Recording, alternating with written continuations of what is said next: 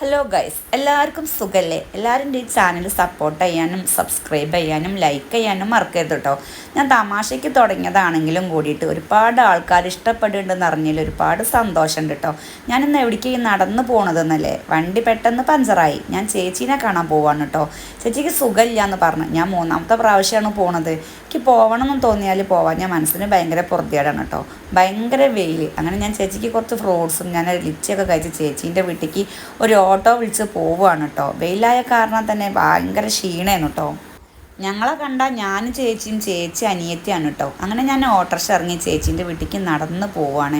ഇതാണ് കേട്ടോ ചേച്ചീൻ്റെ വീട്. ചേച്ചീൻ്റെ മാത്രമല്ല, സിംഗർ ആതിരേനെ നിങ്ങളറിയോ? ഏഷ്യാനെറ്റിൽ മൈലാഞ്ചി പ്രോഗ്രാമിൽ പാടി ആതിരേൻ്റെ വീഡിയോ ഞാൻ ഇൻസ്റ്റയിൽ പോസ്റ്റ് ചെയ്തിട്ടുണ്ട്. അപ്പോൾ ഒന്ന് പോയി കാണണേ.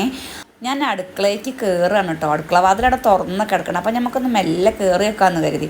അപ്പോൾ അതാക്കണത് ചേച്ചീൻ്റെ നാത്തൂനാണ് കേട്ടോ. ഞാൻ ചേച്ചി എവിടെയെന്ന് ചോദിച്ചപ്പോൾ റൂമിലുണ്ട് എന്ന് പറഞ്ഞു കേട്ടോ.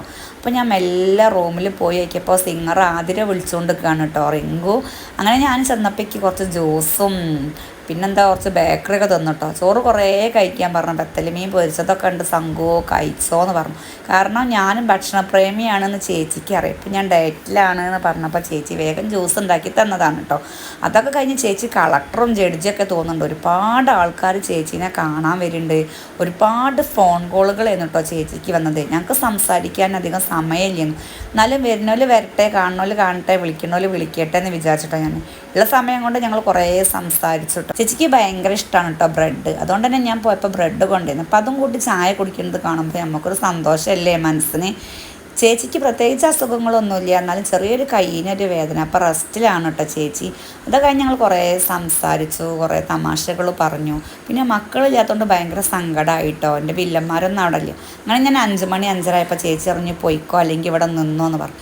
വരുന്ന വഴിയിൽ നിന്ന് ഞാൻ 2-3 എണ്ണിത്തട്ടയും പറിച്ചിട്ടോ. അപ്പോൾ നാളത്തെ ഉപ്പേരി എണ്ണിത്തട്ടയോ അങ്ങനെ ഇതാക്കണം. ഞാൻ തിരിച്ച് ബസ് കയറി വീട്ടിലെത്തിയിട്ടോ.